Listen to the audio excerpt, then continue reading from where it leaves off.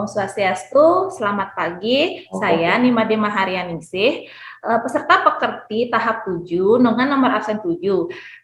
Pada sesi kali ini saya akan membuat video pembelajaran bersama tim untuk aplikasi lesson study. Dimulai dengan plan, rencana pembelajaran sudah terlihat. Jadi sudah, Bu. Ya, yang saya ampu itu adalah analisis farmasi dengan SKS, 2 SKS. Saya adalah salah satu tim teaching mata kuliah ini dengan capaian pembelajaran analisis farmasi di semester 4. Ini adalah memahami aplikasi teknik-teknik analisis farmasi dalam analisis senyawa obat. Jadi untuk indikator pencapaiannya, mahasiswa memahami metode ekstraksi, meliputi ekstraksi cair-cair dan ekstraksi fase padat untuk preparasi sampel. Kemudian mahasiswa memahami prinsip kerja alat, cara penanganan sampel, interpretasi hasil dengan menggunakan teknik kromatografi meliputi TLC, GC, HPLC, dan memahami prinsip kerja alat, cara penanganan sampel, dan interpretasi hasil menggunakan teknik spektrofotometri, kemudian juga memahami prinsip kerja potensiometri, elektroforesis, dan memahami dasar-dasar dari validasi metode. Dengan metode pembelajaran yang saya lakukan untuk mata kuliah analisis farmasi adalah berbasis task-based learning, di mana diawali dengan pemaparan singkat mengenai satu tema, kemudian diikuti dengan pemberian tugas terstruktur. Jadi tema itu kami akan menjelaskan ke mahasiswa untuk dibuatkan tugas. Jadi tugasnya itu sudah saya berikan topiknya. Jadi aplikasi dari penggunaan instrumen kromatografi dan spektrofotometri UV. Nah, tugasnya itu berkelompok membuat materi presentasi dengan jumlah slide yang sudah saya tentukan ya, biar tidak banyak. Kemudian nanti diskusi tanya jawab. Jadi nanti di sini membuat PowerPoint dengan sebanyak 12 slide dengan diskusi tanya jawab selama 30 menit. Jadi nanti lebih kefokuskan ke diskusinya. Sekian, silakan untuk Bapak dan Ibu observer ya untuk memberikan masukan. Dimulai dari Bapak observer pertama ya, Bu Aryati. Cuman tadi itu kan dia ada yang taat ketentuan itu ada 12 halaman. Terus habis itu sama ada poinnya tuh ada 6 ya tadi ya, tapi nggak ada di situ detail penilaiannya. Maksudnya siapa tahu kalau dia lebih halamannya gimana, terus kalau dia kurang gimana. Terus kalau dia misalnya nggak bahas dari 6 item itu gimana, lebih maksudnya nilainya itu rubriknya tuh nggak ada batasannya, misalnya untuk item 1 range nilainya berapa gitu, terus habis itu yang item kedua 3, 4 dan seterusnya gitu mungkin.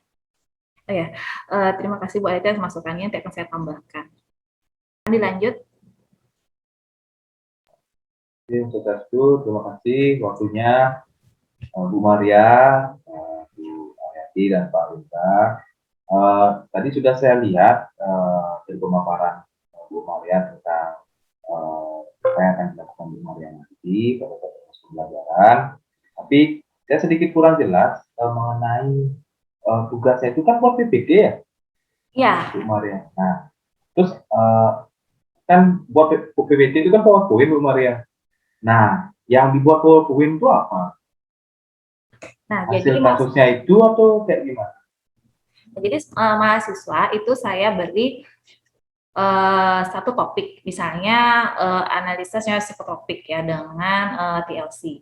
Jadi dia bebas ya, jadi golongan psikotropik apa silakan mencari jurnal terbaru ya, jurnal internasional, kemudian dia itu memaparkan di sana ya, karena yang namanya untuk analisis farmasi ini kan aplikasi dari penggunaan instrumen ya. Nah, jadi nanti di diskusinya itu yang terlihat mahasiswanya apakah mampu memahami. Karena kalau mahasiswa itu belajar tentang alat, nggak pernah lihat alatnya itu juga susah ya. Jadi nanti penilaiannya itu lebih ke diskusinya nanti. Begitu Pak. Baik, terima kasih Bu Maria. Tadi sudah banyak sekali disampaikan sama observer 1 dan observer 2 ya, saya hanya sedikit saja ingin mengkonfirmasi untuk Nah, di sini kan nanti ada diskusi ya bersama mahasiswa ya.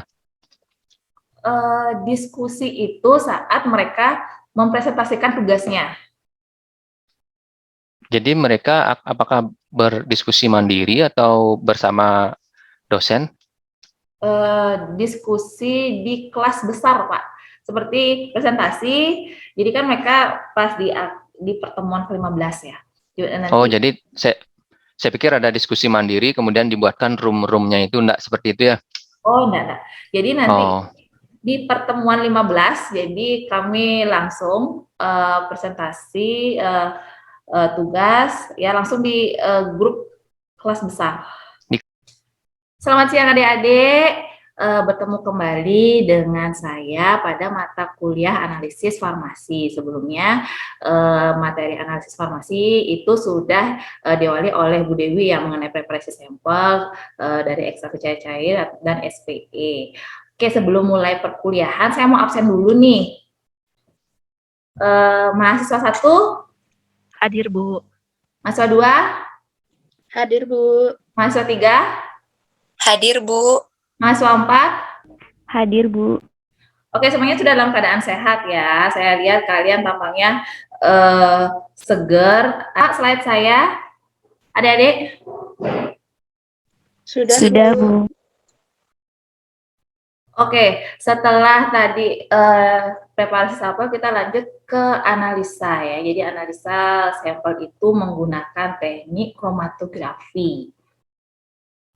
Nah, jadi secara umum instrumen analisis instrumen yang umum digunakan di farmasi itu ada 3, yaitu TLC, HPLC, kromatografi cair kinerja tinggi, dan gas kromatografi, yaitu secara umum instrumentasi yang umum digunakan. Nah, jadi saya membahas satu aja nih dulu nih tentang kromatografi gas. Jadi ini instrumennya ya. Jadi sebelum saya jadi sekarang ini saya akan membahas mengenai instrumentasi, bagian-bagian dari kromatografi gas, kemudian prinsip pemisahannya seperti apa, dan kemudian outputnya. Nah, tapi apa sih gunanya kromatografi ini nanti untuk di pekerjaan kalian gitu? Ya aplikasinya apa? Pernah dengar nggak kromatografi? Oke, jadi kromatografi ini banyak digunakan di industri, jadi populer banget digunakan di industri, nggak hanya di farmasi, tapi untuk di kimia, untuk menentukan cemaran, kemudian di lab forensik, atau di lab bahan makanan ya, jadi untuk mengetahui cemaran dari bahan makanan itu. Nah, jadi kemudian untuk di industri obat ya, jadi setelah obat itu diproduksi juga itu dianalisis kemurniannya. Jadi analisis apakah ada pengotor, misalnya kayak kemarin itu ranitidin ya, itu kan ditarik karena ada pengotor impurity dari MDMA ya, turunan dari psikotropik. Nah, kemudian aplikasi berikutnya pada forensik. Nah, masih ingat nggak kasus Mirna yang yang minum kopi sama temannya terus mati? Ya, ternyata ada sianida di sana. Masih ingat nggak kasusnya itu? Masih, Bu. Ya, jadi ya itu adalah setelah dianalisis sama polisi dibawa ke lab forensik, ternyata diketahui bahwa yang menyebab kematiannya Mirna itu adalah karena sianida. Terus diketahui bahwa dia itu konsentrasinya di darah itu ada 30 miligram misal gitu ya. Jadi dari mana sih tahu ya? Dari analisis ya menggunakan instrumen, salah satunya adalah kromatografi. Oke, jadi karena kromatografi gas, jadi senyawa sampelnya itu akan dibentuk suatu gas ya. Jadi khusus untuk senyawa yang volatil, yang mudah menguap. Jadi prinsip pemisahannya, kromatografi gas ini berdasarkan pada interaksi kimia fisika, yaitu kepolaran, ukuran partikel, dan suhu antara sampel dengan fase diam yang ada di kolom dengan fase gerak. Jadi kalau kita ngomongin kromatografi itu kan pasti ada fase diam sama fase gerak. Ya, kalau di liquid kromatografi fase geraknya itu adalah liquid, cairan, jadi campuran produk organik ya pada PLC. Sama juga TLC juga gitu ya, masih dipakai campuran campuran 2 produk organik atau lebih dengan banyak konsentrasi. Kalau ini fase geraknya adalah gas, jadi makanya ini namanya kromatografi gas. Dan fase diamnya itu kalau itu ada di dalam kolom yang dimanfaatkan atau bentuknya open tubular ya. Dan kemudian komponen dari alat ini yaitu ada carrier gasnya, injektor, oven, kolom, detektor, dan software. Ya, satu-satu apa fungsinya? Yang namanya kromatografi gas pasti ada gas kariernya ya, gas pembawanya. Nah, jadi ini bersifat gunanya untuk fase gerak, dia masuk ke dalam GC melewat flow controller. Jadi ini untuk mengontrol laju aliran dari gas, kemudian dia masuk ke injection port. Jadi injection port itu injektor ya. Jadi di dalam injektor ini adalah tempat untuk nyuntikin sampel. Jadi sampel yang udah tadi dipersiapkan melalui preparasi dan sebagainya itu disuntik di sini. Nah, jadi kalau saya sih umumnya udah pakai autosampler ya. Tapi pada zaman saya masih pakai yang suntik manual ya. Jadi sampelnya itu disuntik di injektor, kemudian dipanaskan, dia berbentuk menjadi gas dan bercampur sama gas pembawa, kemudian masuk ke dalam kolom ya. Di kolom ini di kolom apa namanya pemanasan. Nah, di kolom inilah sebenarnya jantung dari kromatografi itu. Dan di sini terjadi dia pemisahan senyawa tunggal dari senyawa campurannya atau dia terpartisi, terbagi-bagi.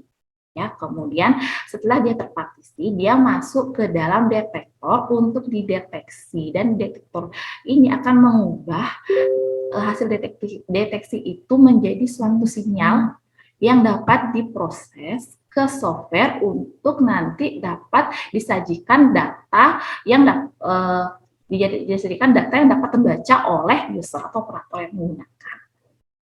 Ya, seperti itu ringkasnya.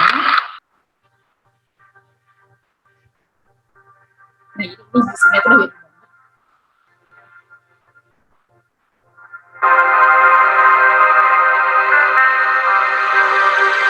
nah, jadi untuk oven di dalam GC itu ada suhu suhu tetap dan suhu terprogram ya. Jadi resolusi dari pemisahan itu sebenarnya lebih bagus daripada oven yang suhu terprogram. Jadi pertama 30 menit pertama dia diinjeksi misalnya naiknya 30, 60 derajat, 90 derajat gitu ya, suhu terprogram.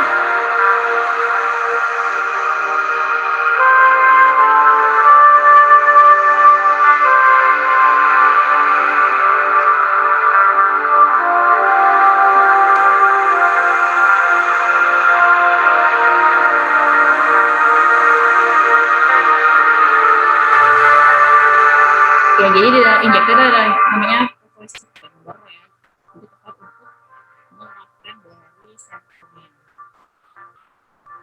Sampel di sini akan bercampur dengan gas pembawa, kemudian akan masuk ke dalam.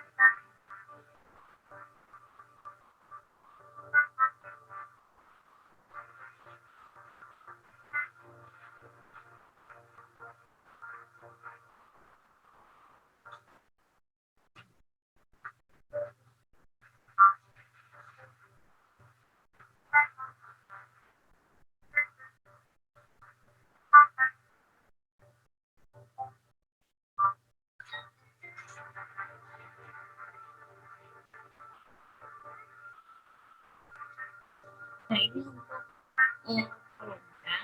Jadi untuk kolom dari GC itu ada dua, ada kapilari kolom dan kolom empat. Jadi untuk analitik itu bagus menggunakan kolom analitik, jadi itu lebih panjang di kolomnya, panjangnya lebih panjang dibanding kolom empat. Nah, ini partisi dari campuran sampel.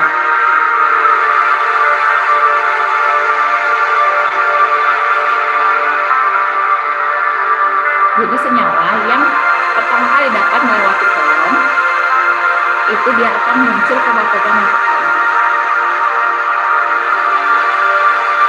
Jadi sebenarnya kolom HPLC itu enggak, kolom dari gizi itu enggak pendek ya, dia itu panjang. Ini memang jadi sebenarnya juga menit ya akan muncul ketika secara baik kelompok di sini kromatogramnya ya. Nah ini adalah salah satu detektor yang digunakan di gizi yaitu Click Ionization Detektor. Ya, bisa juga kalau itu pakai analyzer. Jadi namanya CRIM ya, berarti ada nyala api. Nah, untuk menghasilkan nyala api di detektor FID ini diperlukan gas tambahan selain gas karier gas, yaitu hidrogen atau udara. Makanya di gizi yang pakai detektor FID itu di bawahnya itu ada beberapa tabung selain dari tabung karier gas ya, karena perlu gas pembakar ya untuk menghidupkan flamenya itu, nyala apinya, yaitu berupa hidrogen. Nah ini kromatogram. Nah, jadi output dari jadi untuk kromatogram untuk gizi FID ya, bisa kalian lihat tadi. Terima kasih atas kesempatannya. Di sini saya ingin bertanya, Bu. Tadi Ibu sempat menjelaskan mengenai kromatografi gas. Nah, ada juga beberapa kromatografi lainnya yang dapat digunakan dalam penerapan ilmu farmasi. Nah, apa yang membedakan kromatografi gas dan kromatografi lainnya, ya, Bu? Terima kasih, Bu. Selain kromatografi gas, yang saya pakai juga itu HPLC ya. Bedanya itu dari fase geraknya. Kalau kromatografi gas, fase geraknya gas. HPLC high performance liquid ya, cairan fase geraknya. Kemudian tadi dari kolomnya ya. Jadi kolomnya itu tadi kalau HPLC bentuknya itu pendek ya, sependek ini pulpen. Kalau HPLC itu kayak kawat bergulung yang namanya kapiler ya, sepanjangnya itu 30 meter. Kalau HPLC paling kolomnya itu cuma apa sih namanya, pendek, dan kalau kolomnya itu lebih panjang. Dan juga terutama untuk karakteristik sampel yang dianalisis ya. Jadi kalau gizi itu lebih untuk senyawa yang volatil ya, kalau untuk senyawa yang mudah menguap ya, senyawa yang mudah menjadi gas ya. Kalau HPLC itu senyawa yang tidak mudah menguap. Nah itu sih secara prinsip ya. Oke, bisa diterima? Dapat diterima, Bu. Terima kasih. Oke, kita lanjut ke data processing ya. Jadi berupa analisa kualitatif dan kuantitatif. Untuk analisa kualitatif itu parameter yang digunakan itu adalah waktu retensi. Jadi senyawa A dalam sampel itu identik ya, waktu retensinya dengan standar ya yang diperoleh dari sistem kromatografi yang sama. Ya, karena setiap analisa pasti akan berbeda dari parameternya. Jadi untuk apakah dia identik itu menggunakan standarnya, dan parameter yang digunakan adalah waktu retensi. Kemudian gimana dengan analisa kuantitatif ya, dengan yaitu untuk mengetahui berapa sih kadarnya sampel senyawa A itu. Nah, jadi dengan membandingkan ya peak area dari senyawa A dengan peak area dari standar. Misalnya untuk senyawa yang bisa terelusi semuanya, misalnya minyak atsiri, ya bisa pakai area normalisasi. Tapi dengan catatan semuanya itu senyawanya harus bisa terelusi. Jadi misalnya dalam minyak atsiri ini ada 4 jenis minyak atsiri, komponen A, B, C, dan D. Berapa sih konsentrasi senyawa A ya? Jadi bisa pakai perbandingan peak area yang AUC dari konsentrasi dari peak area dari senyawa A dibandingkan dengan jumlah total area, jumlah peak area dari keseluruhan minyak atsiri ini. Bisa juga dengan eksternal standar ataupun internal standar. Bedanya kalau eksternal standar, pertama diinjek senyawa A, didapatkan ini mau mengetahui konsentrasi senyawa A. Jadi kemudian dibandingkan dengan senyawa standarnya. Jadi pertama diinjek dulu senyawa sampel, ya setelah didapatkan peak area dari senyawa A itu kemudian diinjek standarnya, kemudian dibandingkan, ya sehingga didapatkan konsentrasi dari senyawa A dibandingkan dengan konsentrasi eksternal standarnya, ataupun dengan internal standar di mana sampel itu dicampur dengan senyawa senyawa standar, ya. Jadi misalnya nih identifikasi kloramfenikol gitu, misalnya dengan senyawa internal standarnya atau senyawa sebenarnya sulfamethoxazole, ya. Jadi mereka itu secara karakteristik itu mirip, tapi jika dipisahkan menghasilkan resolusi yang bagusnya peaknya itu nggak numpuk. Ya, jadi untuk menentukan konsentrasi senyawa A, jadi sampel itu ditambahkan dengan internal standar, disuntik, didapatkanlah ini kromatogramnya ini, kemudian standar dicampur, misalnya standar kloramfenikol dicampur dengan internal standar sulfamethoxazole, ya dicampur, ya diinjek, didapatkanlah senyawa kromatogram ini. Jadi untuk mendapatkan berapa sih konsentrasi sampel itu dibandingkan peak areanya, ya, antara senyawa A dengan internal standar, perbandingan sampel dengan internal dan standar dengan internal standarnya. Jadi bisa juga ya senyawa yang kurang baik misalnya pada senyawa obat itu nanti kalau kalian di jurnal itu sering dengar derivatisasi gitu, ya. Jadi ada obat yang diidentifikasi dengan gizi itu resolusinya nggak bagus, sebenarnya fosfodiephedrine ini derivatisasi dengan agen penderivat misalnya trichloroacetat itu setelah derivatisasi menjadi fosfodiephedrine derivat itu kromatogramnya jadi bagus sehingga bisa lebih mudah dianalisis, ya. Nah, seperti itu singkatnya. Ada pertanyaan karena saya akan lanjut ke tugas, ya. Jadi nanti ini tugasnya akan dibuat dan dikumpulkan di pertemuan ke-15. Jadi ini baru pertemuan ke-4. Jadi ini akan kumpul ke pertemuan ke-15. Jadi ada pertanyaan sebelum saya paparkan mengenai tugas? Jadi saya cukup, Bu. Ibu mohon maaf mengenai tugasnya, berarti dikumpul di pertemuan 15 melalui via apa, Bu, ya? Ya, nanti langsung dipresentasikan, ya. Di pertemuan ke-15. Jadi kalian buat dulu, nanti langsung presentasi di kelas besar. Ya, baik, Bu. Terima kasih, Bu. Sebentar, saya share screen dulu.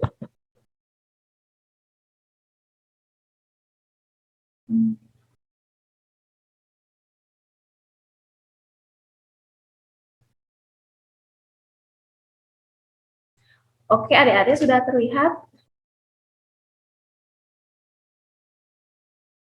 Sudah, Bu. Ya, jadi kan di setiap pertemuan kalian akan dibahas, ya, nanti tentang instrumentasi yang dipergunakan untuk analisis formasi. Ya, nanti kalian cari jurnal, ya.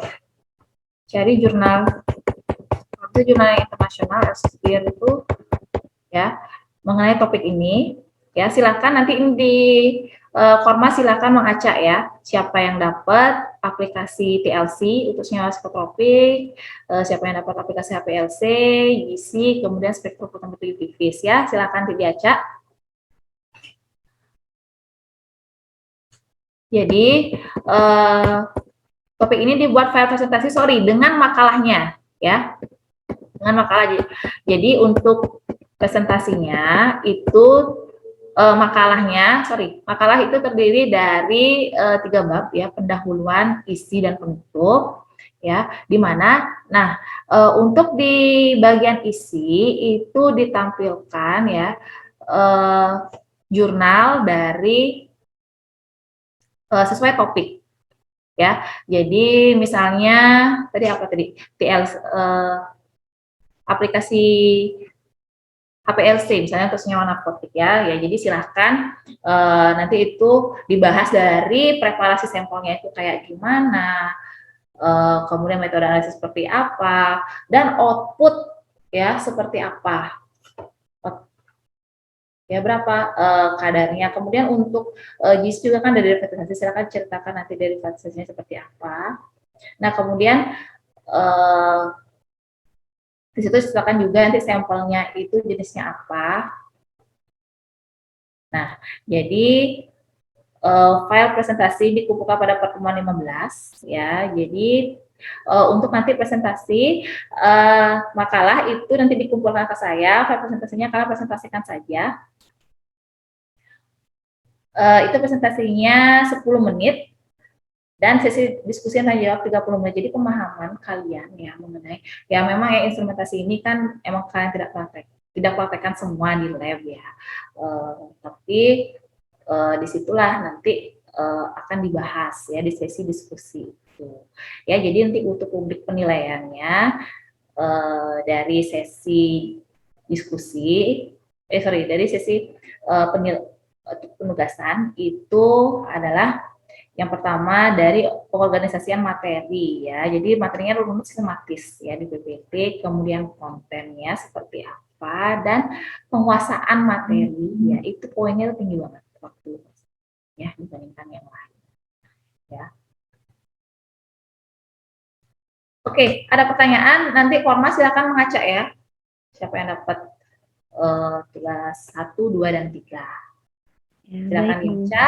Ada pertanyaan sebelum kita mau kuis ini? Ada Bu, tugasnya dikumpul hard copy dan soft copy atau gimana Bu? Tugasnya kumpul hard copy aja ya, soft copy-nya nggak usah.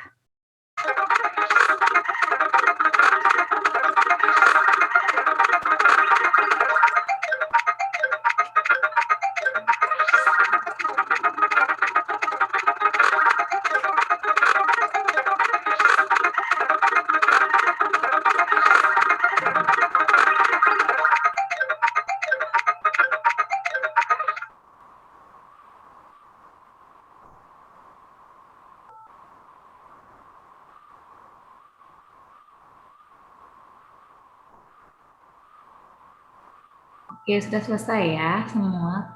Oh, kelihatan ya siapa yang ini. Rating pertama siapa ya?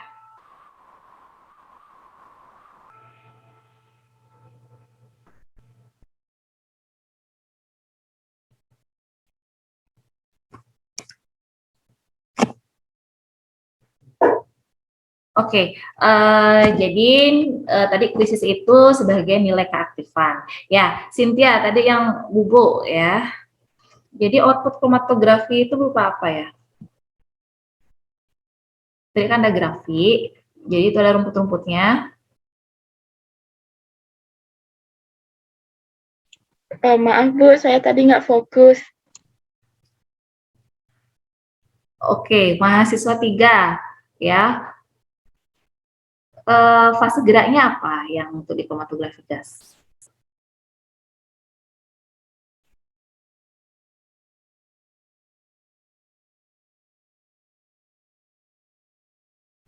Mahasiswa 3.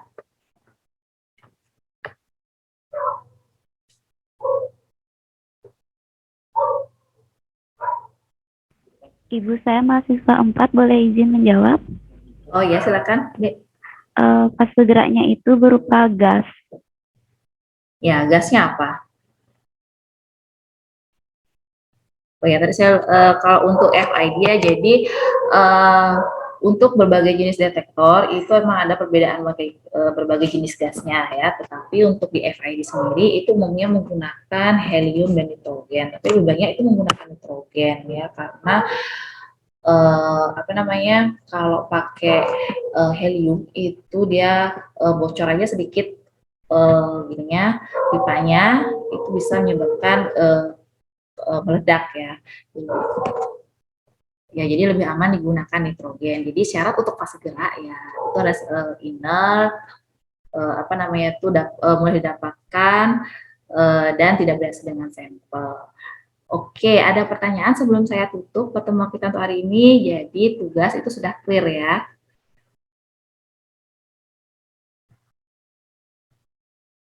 Bisa saya tutup untuk pertemuan kita kali ini karena tidak ada pertanyaan. Cukup Ibu, mengenai kromatografinya sudah jelas.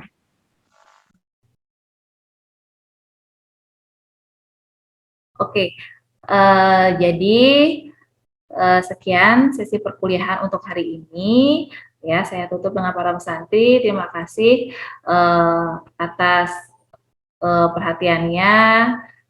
Om Santi Santi Om. Ya, selamat melanjutkan perkuliahan kalian berikutnya. Terima kasih, Bu. Terima kasih, Bu. Oke, selamat malam teman-teman.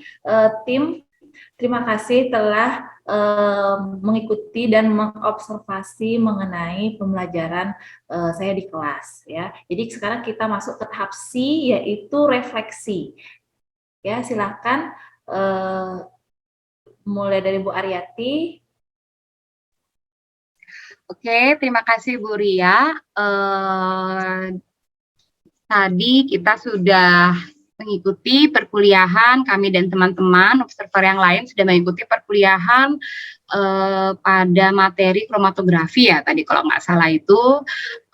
Kemudian dari perkuliahan dari awal sih sudah menarik, kemudian Bu Ria juga sudah cukup berinteraksi, tapi satu yang saya lihat dari awal sampai akhir mungkin karena saya juga mungkin memposisikan jadi mahasiswa itu melihat PPT yang karena materinya ini berat gitu ya, terus habis itu PPT-nya menurut saya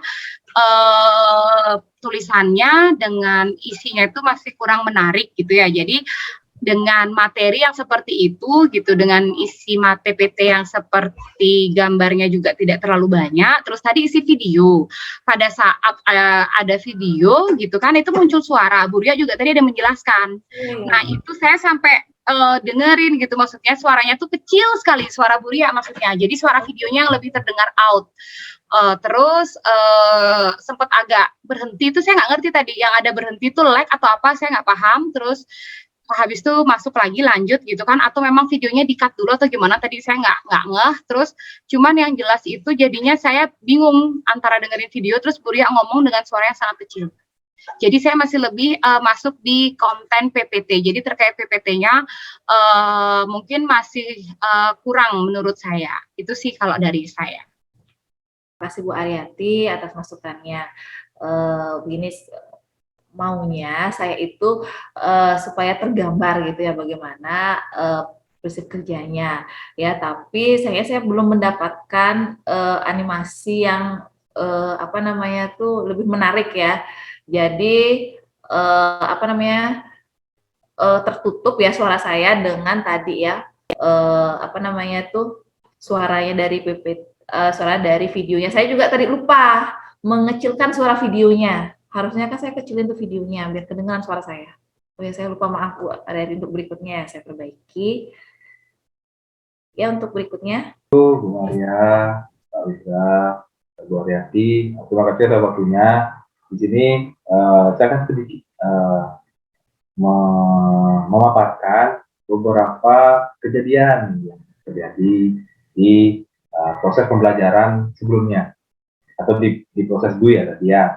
Yang pertama ada beberapa interaksi tanya jawab di menit awal di mana Bu Maria mengajukan dan menunggu jawabannya itu di menit 2 dan menit 4. Kemudian di menit kelima itu ada mahasiswa yang tiba-tiba mematikan videonya atau mematikan interface wajahnya, di mana nanti di menit-menit menjelang akhir sebelum video kalau nggak salah itu dia pada saat Bu Maria bertanya itu kan menunjuk itu baru bilang kalau bicara TV juga. Kemudian sempat terjadi gangguan suara di menit 14, sempat mungkin gara-gara sinyal ya dan lain sebagainya. Kemudian mahasiswa ada yang bertanya sudah mulai aktif mungkin pada menit sekitar menit 18-20-an kalau nggak salah tadi. Kemudian pada saat tanya jawab dari mahasiswa satu itu, Bu Maria menanyakan lagi apakah ada yang ditanyakan.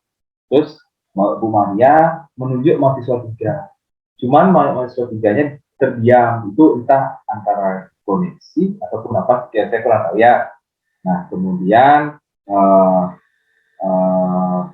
terjadi interaksi juga antar mahasiswa di mana mahasiswa 4 karena melihat temannya nggak bisa jawab karena dia merasa tahu, itu langsung minta izin kepada Ibu untuk menjawabnya yang tadi itu. Kemudian ada beberapa mahasiswa lagi yang tidak fokus di menit 30-an.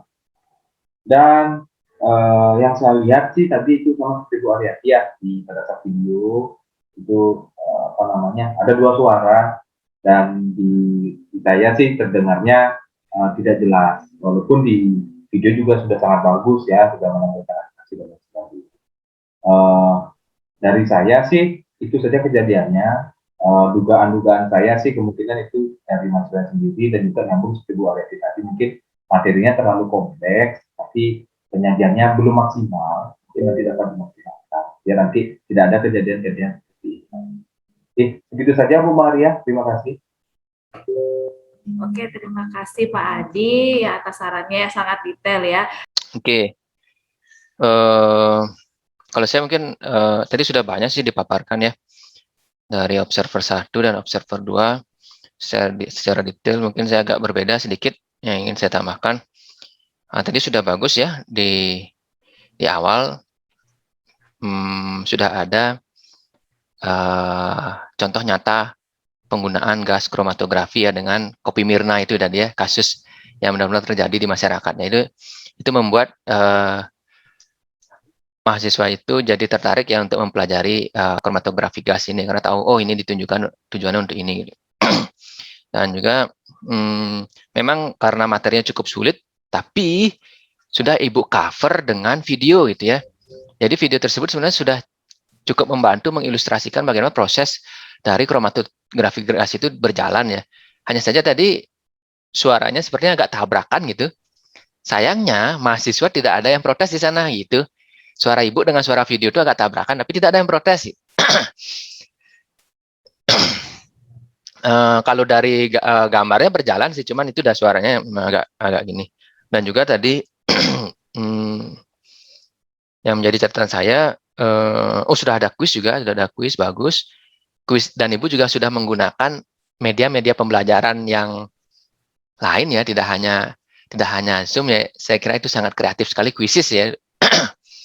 Saya sendiri belum pernah menggunakan kuisis itu ya. Kalau saya sebagai peserta kuisis sudah, tapi sampai sekarang saya belum paham bagaimana cara pakai kuisis. Mungkin nanti saya bisa tanya sama Bu Maria ya. Nah, terus mungkin nanti yang perlu jadi ini adalah waktu pembelajarannya saja ya. Karena sesuai rencana pembelajaran nanti berapa itu waktunya, sepertinya tadi terlalu panjang atau gimana, nanti coba kita evaluasi lagi ya. Sudah sih, itu aja Bu Maria. Mungkin ada lagi sebelum saya tutup. Sudah cukup. Dari saya cukup Ibu. Ya, terima kasih komentarnya yang sangat membangun dari ketiga tim observer ya, dari Bu Aryati, Pak Adi, dan Pak Windra ya. Jadi ketiga observer ini adalah dosen juga yang satu linier dengan saya di Prodi Farmasi Klinis. Ya, jadi ini adalah video terakhir dari tahap C ya. Jadi sekian video pembelajaran lesson study pada hari ini. Saya tutup dengan kalimat Santi. Om Santi Santi Santi Om.